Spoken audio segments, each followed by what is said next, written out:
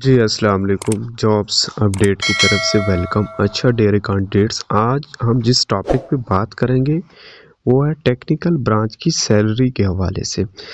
तो एक भाई का एसएमएस आया हुआ था कि सर इस टेक्निकल ब्रांच की सैलरी कितनी है, और हमने तो सुना है कि इसकी सैलरी भी बहुत कम है, और दूसरी बात यह है कि ये 1-2 मंथ के लिए सैलरी देते भी नहीं है।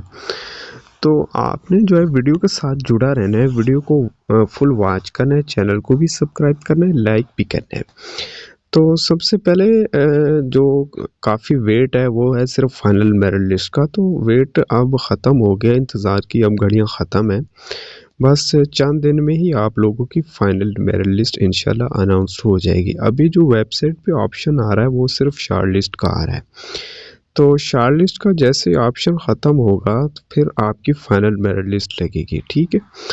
फाइनल मेरिट लिस्ट के बाद जो मेन हमारा टॉपिक है वो है सिर्फ सैलरी। अच्छा, टेक्निकल ब्रांच की सैलरी जो है, जैसे ही आप लोगों का वेरिफिकेशन फॉर्म क्लियर होगा, आपको एक डेट दी जाएगी कि आपने फलान डेट को पोर्ट कासिम कराची जो है रिपोर्ट करना है। जैसे ही आप लोग पोर्ट कासिम कराची रिपोर्ट करोगे, वहाँ आपका 8 या 10 दिन का मेडिकल होगा सिर्फ टेक्निकल ब्रांच का। और हाँ, जो टेक्निकल ब्रांच होती है उसका इतना नॉर्मल मेडिकल होता है, सॉरी टफ मेडिकल नहीं होता, ठीक है। जैसे ही आप लोग मेडिकल क्लियर करोगे उसके बाद जो आपका अगला स्टेप होगा वो होगा पीएनएस समालिया, ठीक है। इसमें नेवल पुलिस भी आ जाती है और बाकी जो भी ब्रांचें हैं वो भी इसी में पीएनएस समालिया में जाएंगी, ठीक है।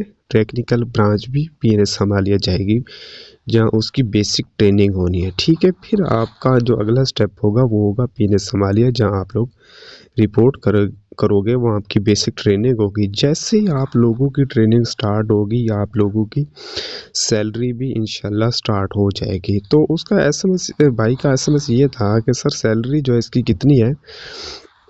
तो मेरे भाई, इसकी जो सैलरी है, जितने भी पिछले बैच गुजरे हैं उसमें सैलरी जो है वो 26,000 दे रहे हैं, 27,000 भी दे रहे हैं।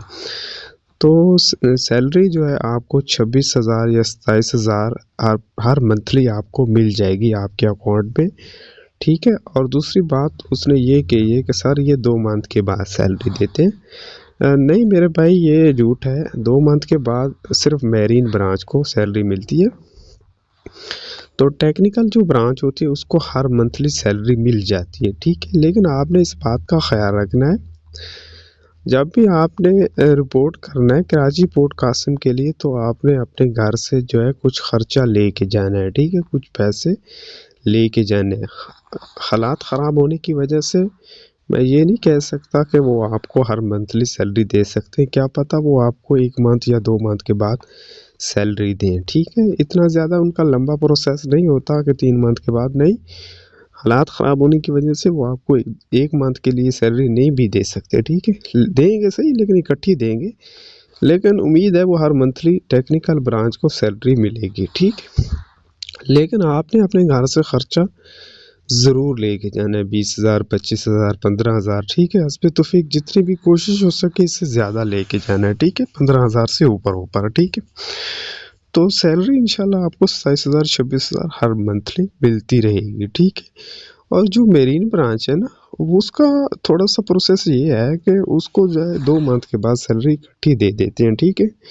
जितने भी पिछले बैच गुजरे उनमें यही जो है वो कहा गया है कि 2 मंथ के बाद हर कैंडिडेट से, हर स्टूडेंट से हमने ये पूछा है, उन्होंने कहा कि हर 2 मंथ के बाद, ठीक है, सैलरी देते हैं। जो टेक्निकल ब्रांच है उसको हर मंथली जो है वो सैलरी मिल जाती है, ठीक है। तो बाकी रही बात फाइनल मेरिट लिस्ट की।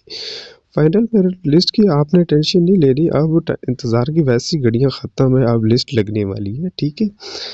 तो अब आप जो है फुल रेडी हो जाएं, दुआ करें अपने लिए और दूसरों, अपने दोस्तों के लिए और भाइयों के लिए भी, ठीक है। बहुत शुक्रिया, अल्लाह हाफिज़।